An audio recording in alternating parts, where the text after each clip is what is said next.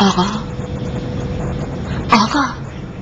کمربندتون قبل از تیکاف باید بسته باشه. خلبان چراغ کمربنده رو ببندید و روشن کن. این جزئی از مقررات پروازه. صداتو ببر. نمیشه یه مدت ساکت بمونی؟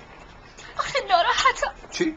وقتی ناراحتم زمزمه میکنم. نکن. تو هم امتحان کن. دلم نمیخواد امتحان کنم. موسیقی تخلیه عصبی قدرتمندیه. حتی به یه حیوان وحشی هم پس برو برای خودت یه حیوان وحشی پیدا کن، ولی برای من زمزمه نکن. متکی بی احساسی. کافیه که میخوای فحش بدی؟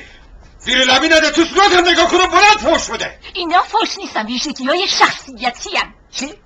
ویژگی‌های اخلاقی مسافرای مشکل دار که جنابالی هم یکیشون باشین، چه زیر آب روی آب یا تو هوا. ببخشید که گفتم هرسی هستین. عجب اشتباهی کردم. خانم‌تر از شما مگه هست؟ چه جور عذرخواهیه؟ چی؟